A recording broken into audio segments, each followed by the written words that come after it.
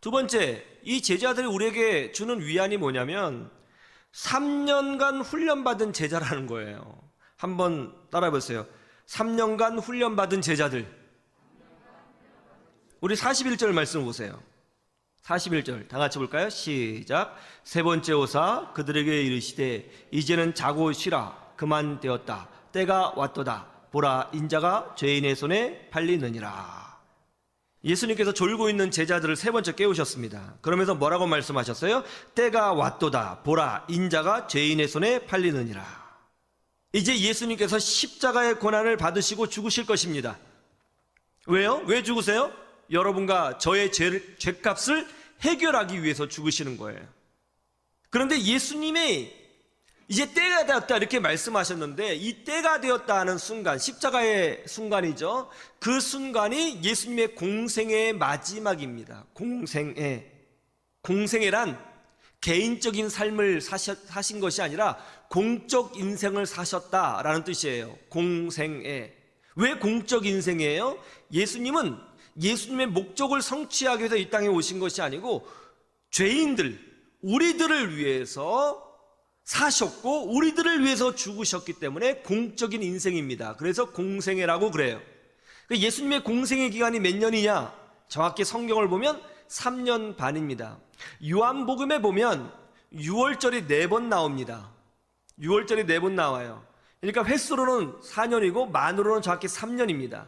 그러니까 예수님의 공생애가 3년이에요. 그런데 예수님의 공생애 기간을 예수님께서 세례 받으신 일자로 따져요. 예수님이 세례 받으시는 순간이, 예수님의 세례 요한으로부터 세례를 받은 그때가 예수님의 공생의 시작입니다. 예수님의 세례는 사람들의 죄를 짊어지는 순간이에요.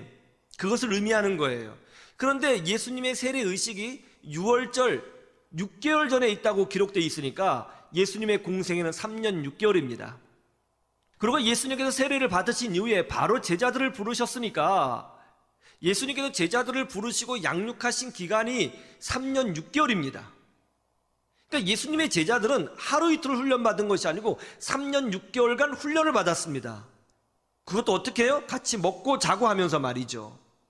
목사가 되기 위해서는 신학대학원을 졸업해야 됩니다. 그런데 신학대학원은 다른 대학원과는 좀 체제가 다릅니다. 3년 과정이죠. 보통 일반 대학원은 2년 과정이잖아요. 그러나 신학대학원은 3년입니다. 그리고 학점도 100학점을 들어야 해요. 거의 대학교 수준입니다. 그만큼 교육의 양과 훈련의 양이 많습니다. 신학대학원에 합격을 하면 입학하기 전에 헬라어와 히브리어를 미리 마스터를 해야 합니다.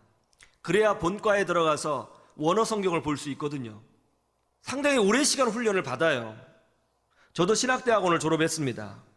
그런데 늘 부족함을 느껴요. 예수님의 제자들은 3년이 아니라 3년 반 동안 예수님에게 직접 훈련을 받았습니다. 3년 반 동안 주야로 훈련을 받았습니다. 3년 반 동안. 짧은 기간이 아닙니다.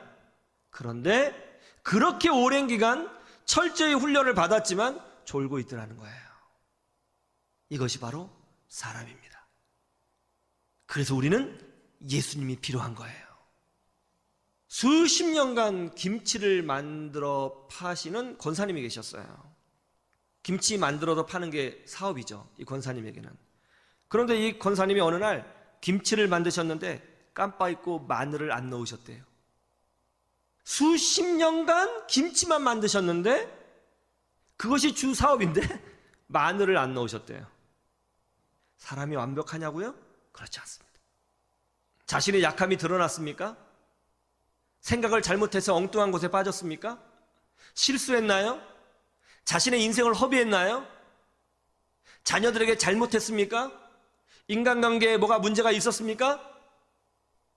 너무 자책하지 마십시오. 자책하지 말고 그럼에도 불구하고 나를 붙들고 계시는 하나님을 바라보고 은혜를 구하고 믿음으로 전진하십시오. 그러면 우리의 모든 약함과 실수가 오히려 하나님의 영광을 드러내는 기회가 될 줄로 믿습니다. 주님의 이름으로 축원합니다.